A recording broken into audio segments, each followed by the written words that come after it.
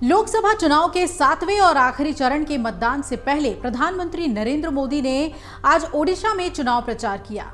मयूरभंज में एक रैली को संबोधित करते हुए पीएम मोदी ने राज्य की सत्तारूढ़ पार्टी बीजू जनता दल की जमकर आलोचना की। उन्होंने बीजद पर आदिवासियों की जमीन हड़पने और खनिज संपदा लूटने का आरोप लगाया। इतना ही नहीं, इस रैली के जरिए उन्होंने ओडिशा के मुख्यमंत्री नवीन पटनायक की तबीयत को लेकर भी सवाल किया। इस रैली में पीएम मोदी ने मुख्यमंत्री नवीन पटनायक की तबीयत पर जमकर कटाक्ष किया। पीएम मोदी ने अपने बयान में कहा, आजकल नवीन पटनायक के सभी शुभचिंतक बहुत चिंता में हैं। वो ये देखकर बहुत परेशान हैं कि पिछले 1 साल में नवीन बाबू की तबीयत इतनी कैसे बिगड़ गई। सालों से नवीन पटनायक के करीबी लोग जब मुझसे मिलते हैं तो वो उनकी तबीयत की चर्चा जरूर करते हैं। वो बताते हैं कि नवीन बाबू अब खुद से कुछ कर नहीं पा रहे हैं। अरसे तक उनके करीबी रहे लोगों का मानना है कि उनकी तबीयत बिगड़ने के पीछे कोई साजिश भी हो सकती है। प्रधानमंत्री ने नवीन पटनायक के तबीयत को लेकर सवाल उठाया और कहा, नवीन बाबू की तबीयत खराब होने के पीछे कोई षड्यंत्र है क्या?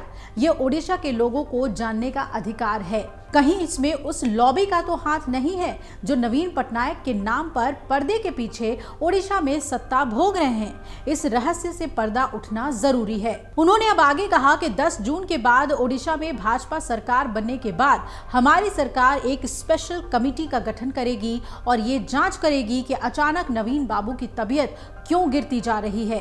तो ऐसे में आइए आपको भी सुनाते हैं नवीन पटनायक को लेकर पीएम मोदी ने अपने बयान में क्या कुछ कहा। आजकल नवीन बाबू के सभी शुभचिंतक बहुत चिंता में है। वो ये देखकर बहुत परेशान है कि पिछले 1 साल में अचानक नवीन बाबू की तबीयत इतनी कैसे बिगड़ गई। बरसों से नवीन बाबू के करीबी रहे लोग अब जब मुझसे मिलते हैं तो जरूर नवीन बाबू की तबीयत की चर्चा करते हैं। वो बताते हैं कि नवीन बाबू अब खुद से कुछ कर नहीं पा रहे हैं। अरसे तक नवीन बाबू के करीबी रहे लोगों का मानना है कि उनकी तबीयत बिगड़ने के पीछे कोई साजिश भी हो सकती है। सवाल ये कि नवीन बाबू की तबीयत खराब होने के पीछे क्या कोई षड्यंत्र है क्या? ये उड़ीसा के लोगों को जानने का अधिकार है। कहीं इसमें उस लॉबी का तो हाथ नहीं है ना जो नवीन बाबू के नाम पर पर्दे के पीछे उड़ीसा में सत्ता भोग रहे हैं। इस रहस्य से पर्दा उठना जरूरी है। उठना चाहिए ना? पर्दा उठना चाहिए ना? पर्दा उठना चाहिए ना?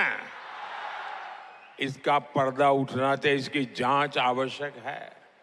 इसलिए 10 जून के बाद उड़ीसा में भाजपा सरकार का विजय होने के बाद हमारी सरकार, उड़ीसा की भाजपा सरकार एक स्पेशल कमेटी का गठन करेगी और ये जांच करेगी कि अचानक नवीन बाबू की तबीयत क्यों गिरती जा रही है। उनकी तबीयत के साथ क्या हो रहा है, सारे तथ्य खोज करके निकाले जाएंगे। आपको बता दें कि पीएम मोदी की ये टिप्पणी असम के सीएम हिमंत बिस्वा शर्मा के उस आरोप के बाद आई जहां उन्होंने कहा था कि बीजेपी नेता वीके पांडेयन ओडिशा के सीएम के गतिविधियों को नियंत्रित करते हैं। रैली को संबोधित करते हुए पीएम मोदी ने राज्य की सत्तारूढ़ पार्टी बीजेपी को घेरा और कहा कि बीजेपी पर आपने 25 साल भरोसा किया, लेकिन बीजेपी ने हर कदम पर आपके भरोसे को तोड़ा है। वहीं बीजेपी सरकार आदिवासी बंधुओं की जमीन हड़पने के लिए कानून लेकर आई थी। भाजपा के दबाव में उसे वो कानून वापस लेना पड़ा। अब इस बार अगर इन्हें मौका मिला तो ये आदिवासियों की जमीन हड़पने का अवसर छोड़ेंगे नहीं। प्रधानमंत्री ने राज्य सरकार पर आरोप लगाते हुए ये भी कहा, बीजेपी ने आपकी खनिज संपदा को भी लूटा है। मोदी ने डिस्ट्रिक्ट मिनरल फंड बनाकर हजारों करोड़ रुपए ओडिशा को दिए, बीजेपी ने इसमें भी घोटाला कर दिया। अब लोग कह रहे हैं कि ओडिशा का लूटा हुआ पैसा विदेशों तक जा रहा है। लूट का माल ये कहीं भी छिपा लें, मोदी पाई पाई निकालेगा। ये मोदी की गारंटी है कि जिसने जनता को लूटा है उसे लौटाना ही पड़ेगा और लूटने वाले जिंदगी भर जेल की चक्की पीसेंगे। पीएम मोदी ने ओडिशा में वन धन योजना को ठीक से लागू करने का वादा किया और कहा कि मोदी सरकार ने जो वन धन योजना चलाई है, यहां भाजपा सरकार बनते ही उसे भी ठीक से लागू किया जाएगा।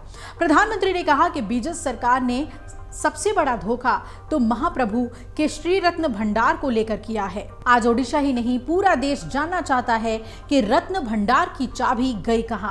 जो जांच हुई थी उसकी रिपोर्ट में किसका नाम है। उन्होंने ओडिशा वासियों को विश्वास दिलाया कि बीजेपी सरकार जो छुपा रही है उसका खुलासा ओडिशा में भाजपा सरकार बनने के बाद किया जाएगा। अब आपको बता दें कि ओडिशा में लोकसभा चुनाव के साथ ही 147 सीटों वाली विधानसभा के लिए भी चुनाव हो रहे हैं। 1 जून को राज्य में आखिरी चरण का मतदान होगा। इससे पहले बीजू जनता दल और बीजेपी ने चुनाव प्रचार में पूरी ताकत झोंक दी है।